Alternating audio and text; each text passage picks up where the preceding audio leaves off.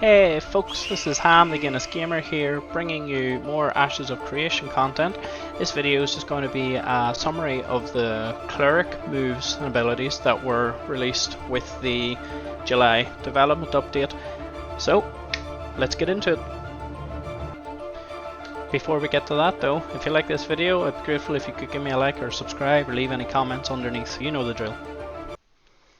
So the first ability here that was discussed is called Mend, as you can see in the tooltip on the screen here.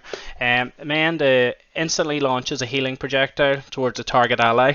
Each charge of this ability consumed after the first is no mana cost and restores an increasing amount of mana to the caster based on the amount of missing charges. Consecutive uses of the ability will gain bonus healing. What this is, it seems to be a fairly efficient heal. It's not an urgent heal. It's not something you use when your tank's down to 2 or 3% health. It'll show here it has a bit of a travel time, so it does, so it's going to be more predictive, so you're going to be using it when your tank's 90% to 80% health and you're just trying to top them up. I think the see here the visuals of it's actually quite nice, and the different angles and stuff they've got going on, it looks pretty cool in my opinion.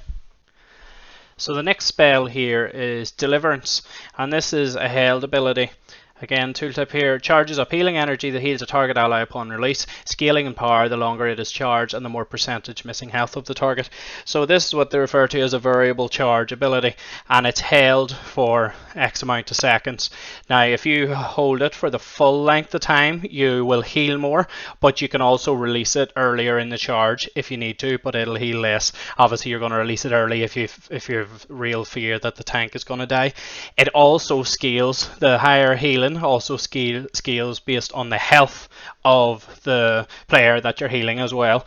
So you're to get the most bang for your buck regarding mana, you're going to want to let the tank get as low as possible and release it, but obviously that's going to be a bit of a Russian roulette, as Stephen referred to it as, because there's a chance then that you're going to let presumably the tank die, and you don't want to do that. So you want to hold it as long as possible and heal them as low as health as possible, but obviously there's a bit of skill there relating to that, relating to how long you actually cook the spell for. So the next spell here is called Soothing Glow. This applies a healing over time effect to a target ally. Reapplying this effect extends its duration on the target by its base duration value. Now this is the first hot healing over time, the first regen spell. It's the bread and butter regen spell, much like the Mend earlier is a bread and butter outright heal. It stacks in duration, not healing, and there's 3 charges of it. So if you fire 3 charges onto the one target, onto a tank, you'll obviously triple the duration, but you'll not increase the healing, so you'll just get a really long lasting hot up on the tank there, which obviously is very useful. You can also split the 3 charges across 3 targets if you want, and get your hot onto 3 of your allies then as well, which is pretty handy. So next spell we have here then is called Flash Cure. On the tooltip here, instantly heals target ally. This may be used during other ability activations. That's fairly straightforward. This is another charge based spell, and it's an instant heal, and what it is a panic instant heal. It's an emergency heal that you can use while casting other spells. So if you're in the middle of charging a big long one like Deliverance and you think that it's maybe not actually going to kick off in time and heal the tank in time, you fire in your Flash Cure, and it's like as Stephen referred to it, a no shit button, and that's handy to have. You can see there in the tooltip as well that it's got a mana cost of 30. Compare that to Mend earlier that had a mana cost of 20. It makes sense that the Flash Cure is going to be a less efficient heal then, because it's an emergency button and it's not the spell you want to be using regularly, or you'll end up with your mana drained. So this next spell here is Resplendent Beam. Now this is another held ability. It fires a beam of healing energy towards a target ally. Charging this spell allows the beam to bounce up to 5 additional friendly targets closest to the original target based on how long it was charged. The amount of healing is reduced for each subsequent target. So this can be tapped, and you just use it. When you tap it, it's just a one single heal to your one target, but when you charge it then you get to ping it off onto multiple targets here, as it says up to 5 additional friendly targets. So that's well, 6 friendly targets total, and the amount of healing is reduced for each subsequent target. So you hold it in full as it shows here in the video, it'll ping around your allies and heal each of them, which is pretty handy. And again, say it's a held ability, so it works similar to Deliverance. The longer you hold it, then in this case the greater the number of friendly targets you actually manage to heal with it. So this next spell here is called Bless Weapon. It imbues your target's weapon with radiant light, causing each of their weapon combo attacks to deal additional radiant damage, and applies a mana regeneration buff to the caster. Each hit extends the duration of the mana regeneration buff up to a maximum of 15 seconds. Has a 10% chance to proc bonus radiant damage and apply a stack of burning to the target. So what this essentially is, it's a mana regeneration. You can put it on yourself, you put it on an ally, and what it does is it returns mana per hit per weapon combo attack. There's also the extra bonus there of a bit of extra radiant damage and the chance for the burning. The intention for this is that you'll be able to freely switch it around between allies and yourself as and when people need mana regen, which will be a pretty useful spell to have in your arsenal. This next spell then is called Judgement. This casts a heal on target ally for a large amount of health. If this is cast on an enemy, it instead deals radiant damage to the target and applies 2 stacks of burning. Fairly straightforward there. Large heal if you cast it on an ally, large amount of damage if you cast it on an enemy. Can be utilised in both ways, and presumably then there'll be a cooldown associated with it. So this next ability is called Communal Restoration. This restores health to all party members in range instantly, plus additional healing over time. Allies under the healing over time also receive plus 10% maximum health for its duration. So this is the only party-based kind of no proximity spell. I mean, there is a large area of effect of it. You know, obviously if somebody's a mile away in your party, they're not going to get a heal, but generally if they're pretty close, they will get the heal.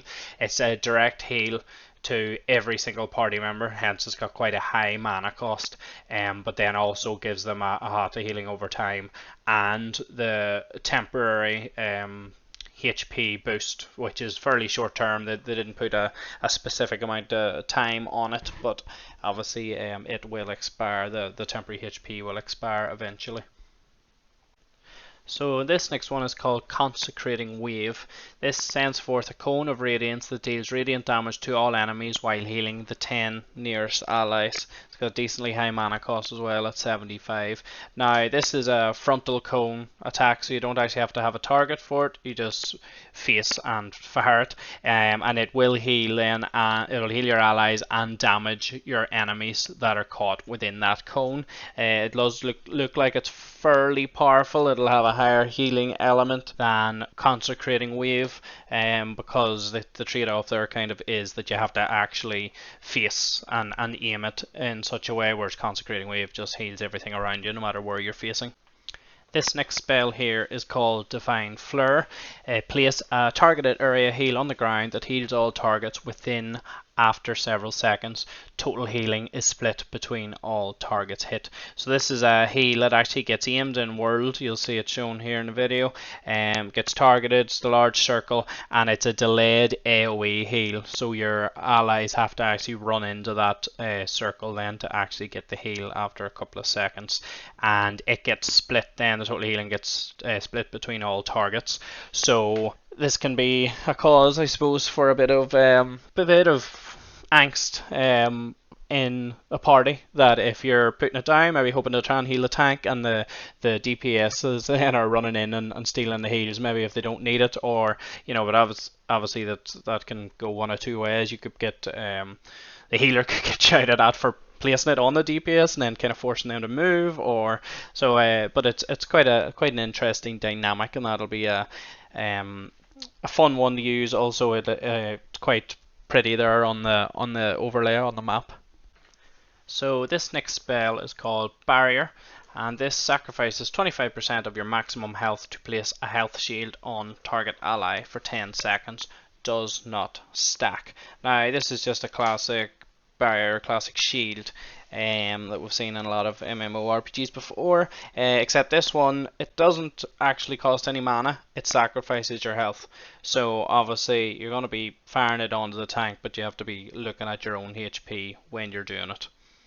It's shown on the screen here. I think the artwork of it's quite nice. It'll show you it's actually the yellow shield here. The blue shield is a mage bubble, so it's a very separate ability. So this next spell is called Chains of Restraint. It calls forth spectral chains in a target area that staggers enemies within or stuns enemies already under the staggered effect. Then leave behind an area that deals radiant damage each second over 8 seconds. Now this is the Cleric's primary damage spell. Not that they're very damage orientated, but this will be the one you're using when you want to do that. The stagger as well. This is a kind of debuff that can be utilized particularly by tanks to extend a trip or a knockdown. So it's something that will be very handy for a bit of CCing or a bit of hard CCing enemies. And then obviously there's a damage element of it as well with the radiant damage over time, over 8 seconds. So this next spell is called Defiant Light. It has a high enough mana charge. It heals target ally for 50% of their maximum health over 10 seconds. If that target would receive fatal damage while under this effect is consumed and prevents that target's death, healing them for 25% of their maximum health instead. So that's fairly self-explanatory. It's a fairly large healing over time effect and also has a death save element, so it's very much going to be an emergency, hence the high mana cost, but emergency pop it onto the tank when he's getting low, and then you have that guarantee that if you don't manage to pop off your Deliverance in good time or some of your other spells in good time, the tank isn't going to die within that 10-second window. So this next spell is called Healing Touch, and as it sounds like, this is a heal target ally in melee range for a large amount of health, so it's a melee heal. It's a fairly fat heal and it's instant cast, and the trade-off with that is the reason why it's kind of fairly low mana cost, but it's a good sizable heal is because of the positioning trade-off that you have to be right up beside your target to be able to do it, or within, as you can see there, within 6 meters to be able to use it.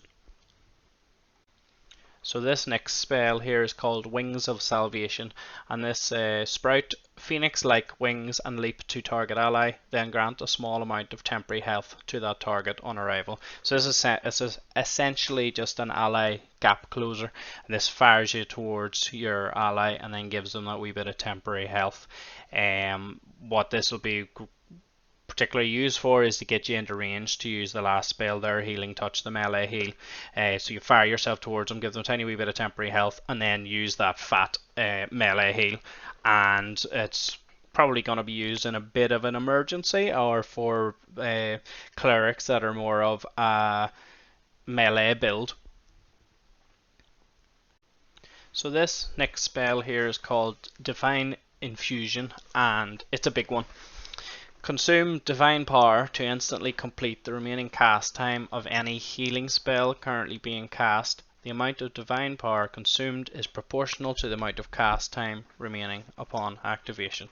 So, Divine Power, this is a Cleric specific resource, and you can see it up in the top left hand corner here underneath the Cleric's health and mana bars.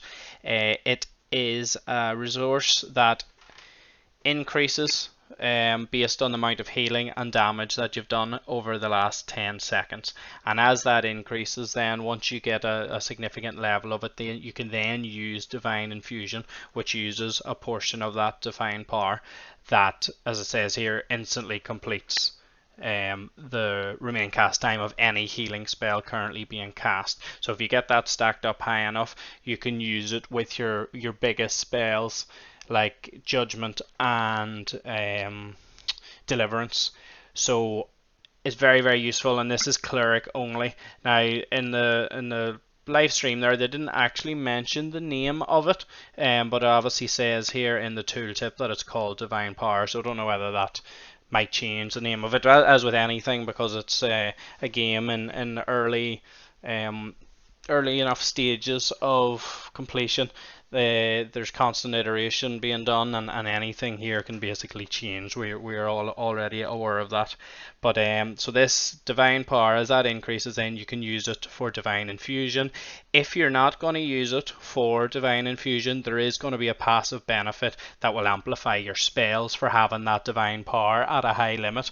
But it does appear like it will degrade over time fairly quickly. So you'll only have it at a high stage if you're just constantly, or high limit if you're just constantly healing or doing a bit of damage. You know, it will degrade over time then. This next spell then is called Smite. Smite your target, dealing instant damage and applying a stack of burning to target enemy, has no cast time and deals increased damage if activated within melee range of the target.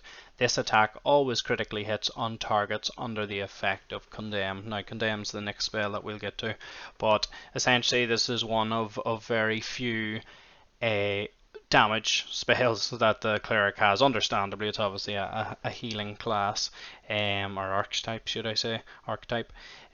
So Smite, it can be used two ways. If you use it from range, it has a cast time and does a bit of damage, whereas if you use it in melee range, you get an extra bit of damage and it's instant cast. So again, you've got another an advantage there to using it in melee if you want to go down the more of a melee build of a Cleric. This is one of the spells. Actually, I think it looks pretty cool. You'll see here in the video, that big light coming down from the sky. It looks pretty awesome. So this last spell then is called Condemn, and very straightforward. Stun target enemy for 3 seconds. It's just a casted stun, and it then is the move. Then once you cast that onto an enemy and then cast the last move, Smite, you're guaranteed a critical hit then, if the enemy is affected by Condemn. So one thing I should end this by saying is that all of these Cleric spells, most of them obviously healing based, and a lot of them are pretty awesome if you ask me, but they'll not all be available to one particular Cleric build. That's just giving us an overview of all of the spells, but basically, or most of the spells that a Cleric will have, but there'll be no particular build or tree that you'll be able to go down to get all of those. So you will, when you're actually playing the Cleric, you will have to actually select specific spells out of what we've just seen there. But for now, that's us to the end of what's been really revealed for the Cleric. So, as per usual, if you liked what you see, I'd be grateful if you give me a like or subscribe, or any comments to make, leave them down below. But as for now, wherever you are, goodbye and good luck.